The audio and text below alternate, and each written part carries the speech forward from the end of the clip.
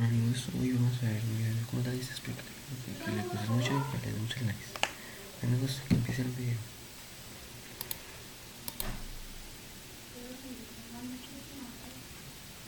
Día sagrado reservado por los judíos para conmemorar su huida de Egipto, dirigida por Moisés, que cambió la historia. Cuando entró a la ciudad, el pueblo, deseoso de creer que el Mesías había llegado por fin, arrojó hojas de palmera por el camino ante Jesús. La tumultuosa reunión no tardó en llamar la atención de los jefes de los sacerdotes y de los escribas, a quienes no les hizo ninguna gracia esta muestra de adulación. Estos comenzaron a sentirse amenazados. Todas las riquezas, estatus, placeres y beneficios del poder y posición que tenían sería derrumbada por la llegada del nuevo Mesías a quien todos seguirían.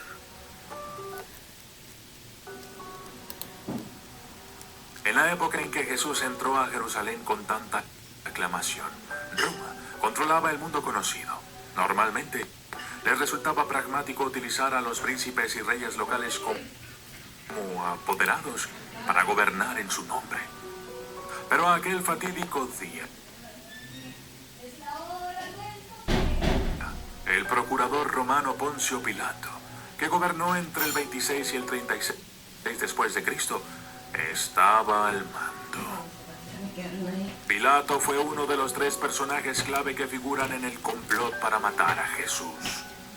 Los otros eran José Caifás, el sumo sacerdote levita de Jerusalén, y Herodes Antipas, el gobernante de Galilea. Herodes Antipas era considerado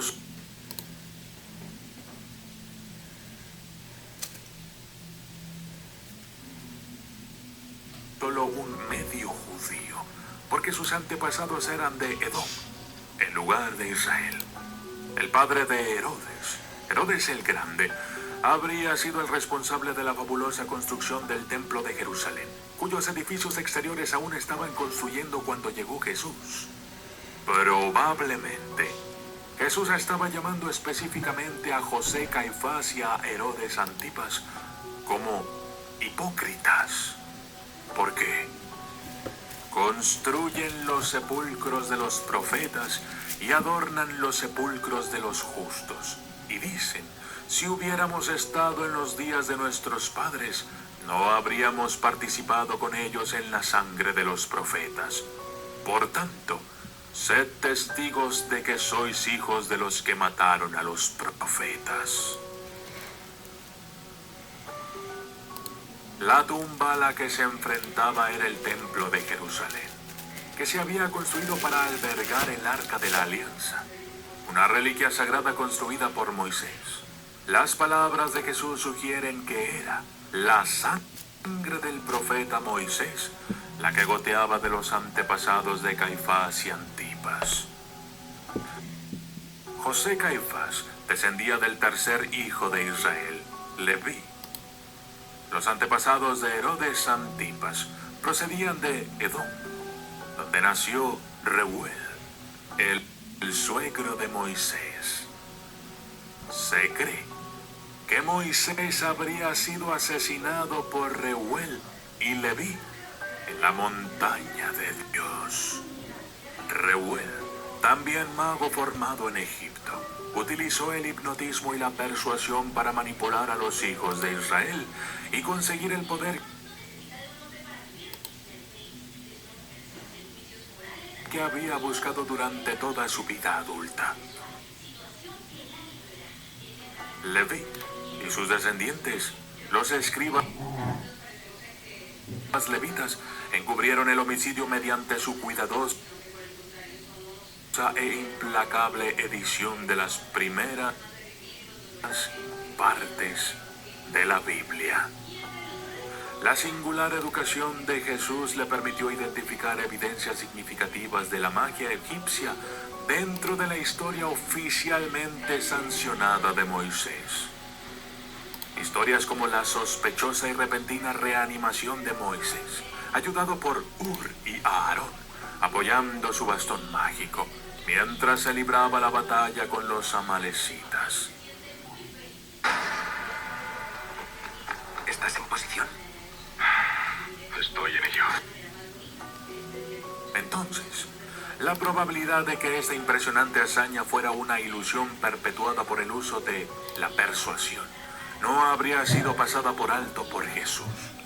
Habría estado familiarizado con el papel fundamental que desempeñan las máscaras entre los magos egipcios, lo que le llevó a sospechar que el Moisés enmascarado que regresó a la tribu no era el mismo hombre que subió a la montaña de Dios. Su tribu, menos sofisticada, creía que estas historias eran verdaderos relatos de milagros. Pero un hombre entrenado en las artes de la magia sería más perspicaz. Solo necesitó tirar de 1 o 2 hilos del ropaje ficticio que cubría la historia levítica de Moisés antes de que toda la leyenda se desenredara. Jesús había identificado los defectos de esa tela de mentiras cuidadosamente tejida. Herodes Antipas y José Caifás no podían permitir que Jesús sacara a la luz el oscuro secreto de sus antepasados. Como mínimo, serían depuestos si el pueblo creía que sus antepasados habían asesinado a Moisés. Pero era demasiado peligroso responder directamente a las explosivas acusaciones y llamar la atención sobre lo mismo que intentaban ocultar. Era aún más peligroso dejar que el agitador, Jesús, siguiera encendiendo la disidencia. De esta forma se decidió. Jesús debía ser arrestado. El juicio se celebraría en secreto. Buscando una razón para justificar la ejecución, José Caifás exigió que Jesús respondiera a si era o no el Hijo de Dios. Cuando Jesús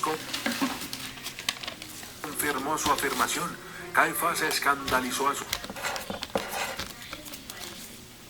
compañeros al apoderarse de sus ropas y arrancarlas de su cuerpo. Desde la época de Moisés, estaba estrictamente prohibido que un sumo sacerdote rasgara sus ropas. ¿Llorar? A falta de prenderse fuego, Caifás no podría haber enfatizado más la magnitud del crimen que Jesús estaba cometiendo al afirmar ser el Hijo de Dios. El sumo sacerdote levita de Jerusalén gritó: «Ahora habéis oído su blasfemia. ¿Qué os parece?». Aquella fue una pregunta retórica. Los sacerdotes clamaron por una sentencia de pena capital. José Caifás se salió con la suya. Jesús sería silenciado, aparentemente por blasfemia. La leyenda de Jesús se construyó sobre los cimientos creados por Moisés. Ser crucificado durante la Pascua le vinculó para siempre con el inmortal libertador de los judíos. Probablemente Jesús culpó a los edomitas y levitas de la muerte de Moisés. Sabía exactamente qué botones apretar para incitarles a reaccionar de forma exagerada a sus burlas y acusaciones. Incluso sabiendo el tortuoso destino que le esperaba, estaba dispuesto a asumir el papel de hijo sacrificado, cuya lenta muerte podría redimir el asesinato de la figura paterna por excelencia. Es decir, Moisés. Yo soy el documentalista. Y esto fue